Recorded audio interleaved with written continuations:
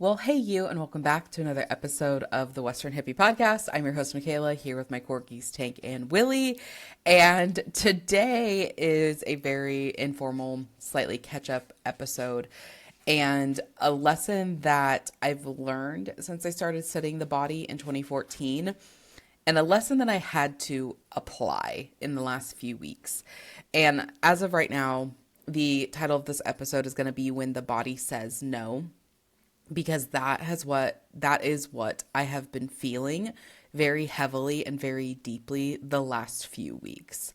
I had started to get sick, and when you're kind of teetering on the edge of like, I'm getting sick, but I think I can still like bypass it. Like if I take enough immune boosters, I think I can get over this.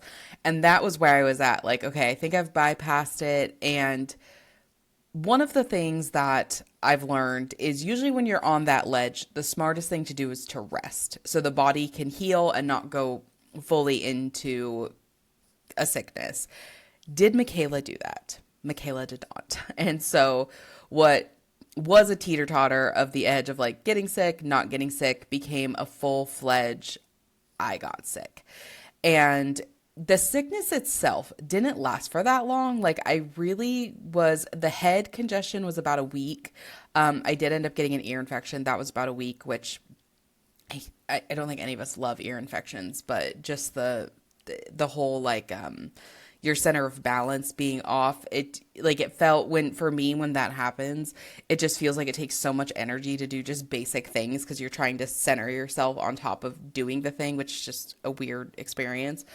And then what the worst of it was the fatigue, which has lasted about 2.5 weeks. And it dawned on me, and this is the lesson I've learned while healing the body, is again, the reason that the fatigue lasted so long is I kept resisting it instead of just giving myself the space to rest. And one of the reasons I believe, and this is where the last few weeks have been like very difficult, but also a lesson in, Michaela, are you going to practice what you preach? Because one of the things that I will lean into tends to be being a workaholic, like working too much, working to avoid problems. Like work can be an escape for me. Like I'm not someone who has a hard time working. Like I genuinely like working. I like what I do. What tends to be harder for me is the balance between work and rest, and knowing that there is so much things outside of work that are important too. I grew up in a family that was this way. My family has owned the same family business since the 30s. Like we've just been workers. And so my lesson is more like, learn, how do I balance that? How do I really do and enjoy what I do, but also really make time and space for the other things? And so in that, having that tendency in me, I'm aware of it, I will lean more into like being a workaholic and not resting, because there is a part of me that feels like I always need to do more, or that I'm not doing enough. And that's where sometimes the working comes from not a healthy place that, again, I'm just aware of, and that I'm working on shifting those beliefs, right? And I was not. I was still working. I was like, I got to do more. I got to get this done, and da da da. And when I finally gave myself 2 days to sleep and fully rest, like I slept over 12 hours 2 nights in a row and took a nap on both of those days as well. And really right now I'm still sleeping a lot. Like I think I slept about 12 hours last night again, because I do still feel that my body really needs that deep rest, and that's okay. Like that's what I've been learning, because one of the things like what I've always tried to do since I started studying the body and started working with people like one-on-one is catch patterns. Like always catch patterns and see what is the common denominator here. And because if one of my favorite sayings is, if it's personal, it's universal. And so if one person's dealing with it, like a lot of people are dealing with it. And in catching these patterns, one of my hypotheses has become, one of the reason our culture is so sick is because we have a very poor relationship to rest. One of the things that I've learned since I've started studying the body and learning about the body is when the body is tired, it means the body is going to a healing phase. And in our culture, the moment the body gets tired, we start to panic that something is wrong. But actually something has been wrong. The body has resolved it. And now in order to heal it, the body needs to rest. And because we go into that panic mode, again, much like I did, instead of just pausing and giving myself that time to rest, I didn't. I kept going. And then it extended and prolonged the healing phase. And so then what turned into, maybe it could have been a couple of days of fatigue, turned into a few weeks of fatigue, which I'm glad I had it. I needed that downtime. I needed to like pause and think about things. But I caught myself every time I'd feel tired of like trying to beat the tiredness. Like, oh, what could I take? And this can be of like knowing so many things that can help and support the body. This can be almost like the Chinese finger trap, a little bit of, so much, but sometimes the best remedy for the body is rest. It's not taking colloidal silver. It's not taking which the honey saved my bacon because my throat was killing me for a day and the honey saved my bacon. And I was really appreciative that I never got a really bad sore throat. So thank you. Shout out to raw honey for the win. Like, knowing to take the honey is great. Knowing to like heat up the body or cool down the body through Chinese medicine, all of that is great. And sometimes the only thing the body needs is rest. And so I was trying all of these things to avoid the rest when rest was actually the remedy. And we do this all the time. And I was thinking about this before I jumped on the episode of like, why do we get caught up in this trap? And one of the things that I was meditating on before getting on here is because we want solutions that don't require us to change. But when these things come up, it's actually because a part of our body, a part of our psyche is asking us to change. Like, my psyche was asking me to stop working from a place of burnout and start working from a place of rest and creativity. And so literally one of the reasons, this is how I look at it, not everyone's going to look at it this way. Whenever I introduce a new way of thinking, I encourage you to try it on like a pair of clothes. If you don't like the way the clothes fit, take them off, but always try them on. And so this line of thinking, I'm always thinking like, why would the body do something? Why would the body create something? Why would the psyche create something? And one of the reasons that I believe my psyche and my body created this situation is because it was asking me to change. It was asking me to do the way that I work differently. And so was I going to listen to that, or was I going to continue to resist that? But secretly, I don't want to keep working like I'm working, because it has been coming from a place of not enough, do more, like scarcity, where I want to work in more of a creative situation, more of a play situation. And so it really came down to a moment like, one, Michaela, like, are you going to practice what you preach? Like, since you know, and I know you know because I'm me talking to you in third person, I know you know that sometimes the only remedy the body needs is to rest. So are you going to allow yourself to go through this healing phase? Are you going to allow yourself to rest? That was like the first question. And then two, again, about coming down to practice what you preach, like, are you going to listen to the messages that your body is trying to send you? Because I believe that the body is always sending us messages, is always telling us what it needs to heal. The problem is we haven't been taught how to listen. It's like the body's speaking Spanish, we're speaking English, and there is no translator. And we either have to learn to speak the other language or we have to go get a translator. I highly recommend, like, we all need a translator to teach us, but I highly recommend just learning the language of the body. Which I will continue to teach you on this show. We're going to get more into it. And so in this case, the body was telling me, Michaela, I need rest. And the sooner you rest, the sooner we can get out of this situation. And so again, are you, like, I was asking myself, like, am I going to allow myself to rest? Am I going to listen to this message the body is trying to send me? Because that is also, again, living up with, like, am I going to practice what I preach? Like, if the body is telling me to do something, am I going to do it or am I going to avoid it? Because again, I believe the body is always giving us what we need to heal.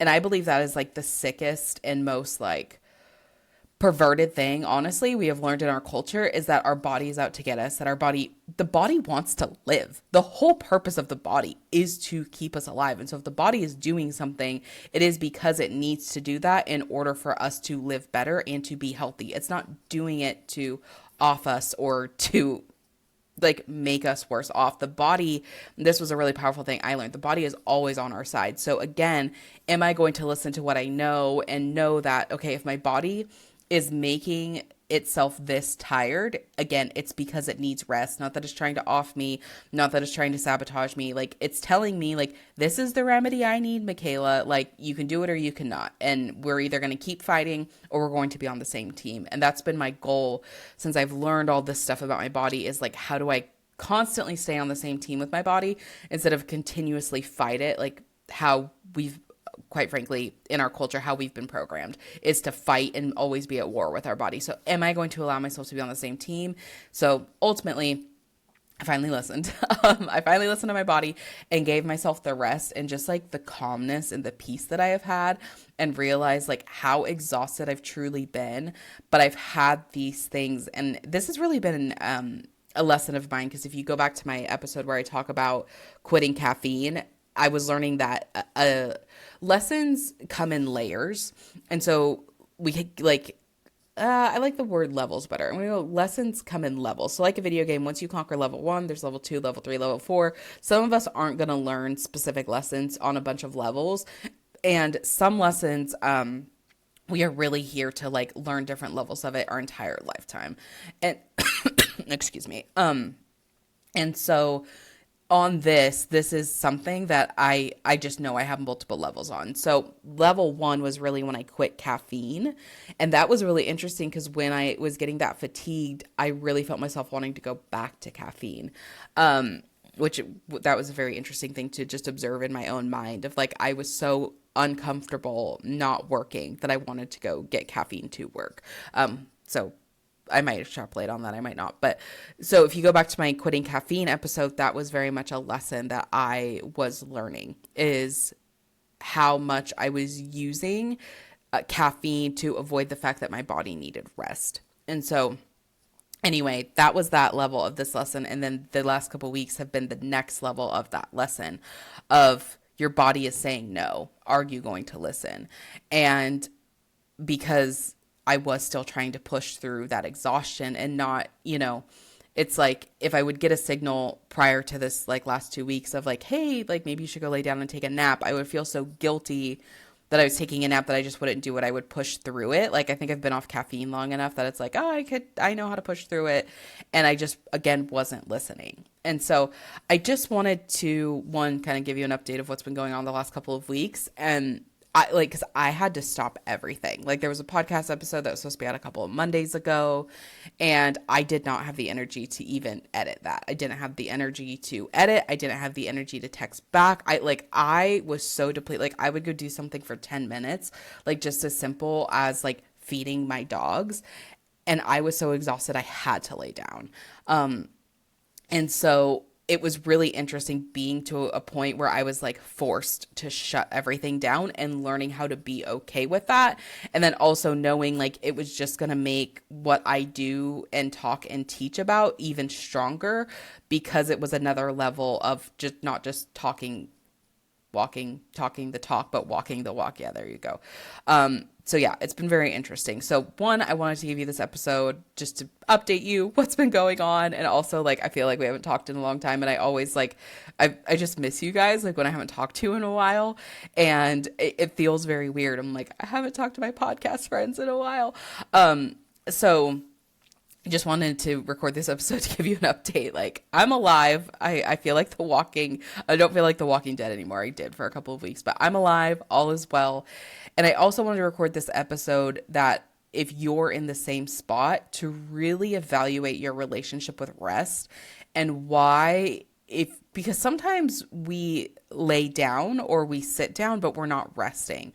Like, if that was the other thing that I learned, because again, with me taking like a week to get the hint of like, Michaela, completely shut it down, like everything, delete your social media apps, like just go dark for the week. I was like, oh, I'll do some stuff on my phone, but like being on our phone, like uses brain energy. We have to like having our eyes like be focused on one thing for so long will put our body into a fight or flight state, which also drains our energy. And so like having to delete my apps, like all of this stuff, it was just like, no, completely shut down, because I may have been sitting down on my phone, but I wasn't actually allowing myself to rest because I still felt like I had to be doing things. And so I also wanted to record this episode. Like, do you feel guilty sitting down and resting? Because if so, that needs to be addressed. And the question of why needs to be answered. And you need to show yourself like why it is actually in your best interest and everything else's best interest for you to rest. Because that was what I had to do. Like, why is this the best thing for me? And part of it was like, I have to prioritize myself. Like, if I'm not well, I cannot show up in the way that I want to show up.